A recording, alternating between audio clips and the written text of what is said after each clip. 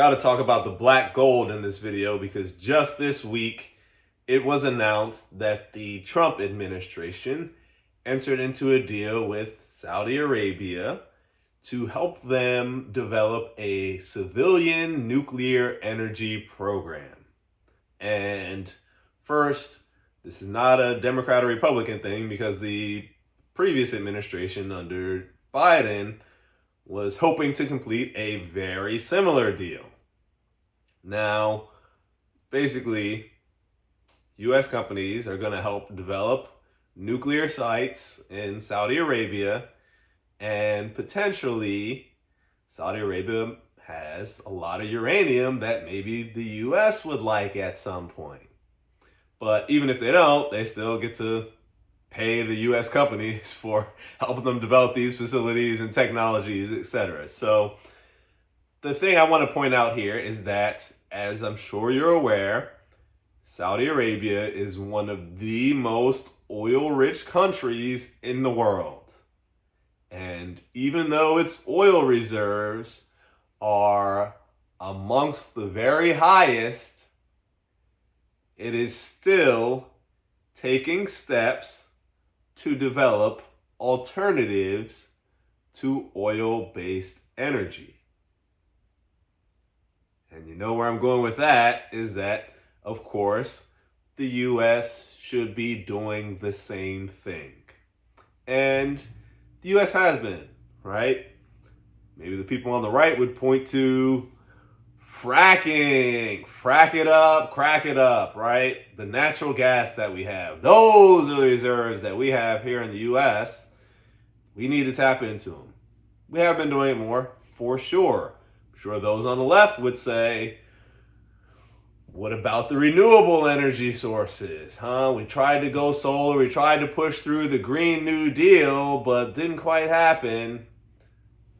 My point is that either way, we are still way too reliant on oil as a society. And personally, I don't think oil is a bad thing or a dirty word or any of that, right? When I worked at the Census Bureau, I was responsible for the manufacturing statistics of petroleum refineries, right? Among any other things.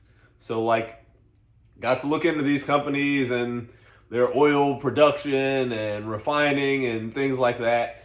I was also responsible for a number of chemical industries, right? And that is the thing with oil and petroleum, is that it is used in so many applications beyond just burning it for fuel that it really is an important resource, right?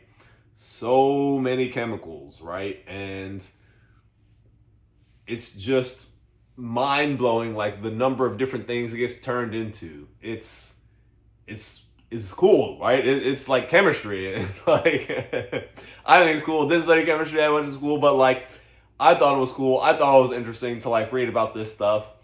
I think oil is a very, very valuable resource. But if we can have other alternatives for fuel and electricity, right, that helps keep the oil prices and oil demand in check so that inflation doesn't just happen, as oil is one of the major inputs into production just at large, right? And that is the thing. When oil prices go up, prices in the grocery store go up. It affects pretty much everything, right? And even though it's not everything, it's so many things that it ends up having an effect that's noticeable overall. So oil really is big, and it will still be big in the future, but to the extent that we can take actions to help ease this transition for Americans, for consumers, we got to be doing that more.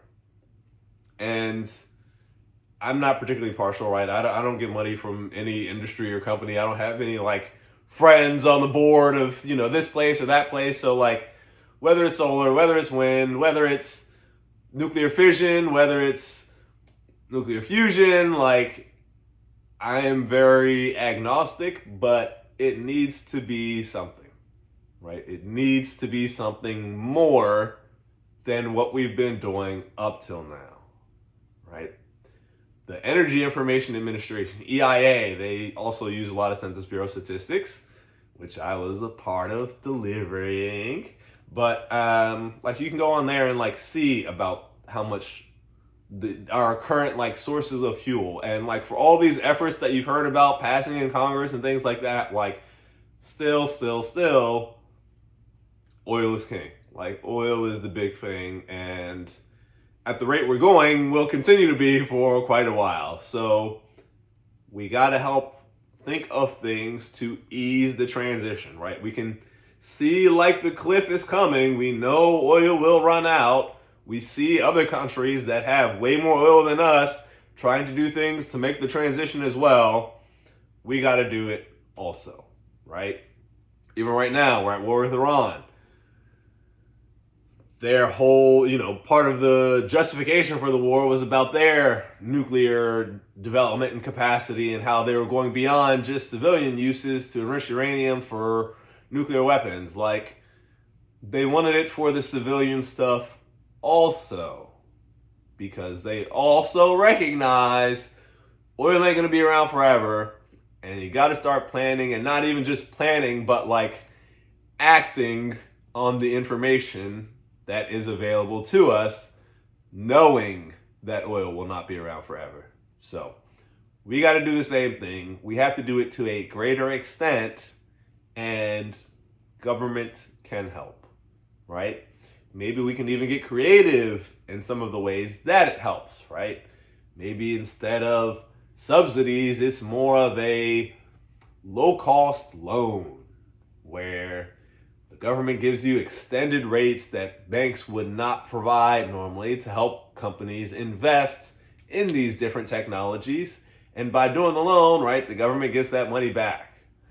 Maybe it's even the profit sharing sort of thing, where government lends out some money, and then as these companies create their products, right, we get a share of the money back. Like, there can be creative solutions so that government is helping to facilitate this transition, and that it's not just costing people more taxes, right? We can get creative. We can think of solutions.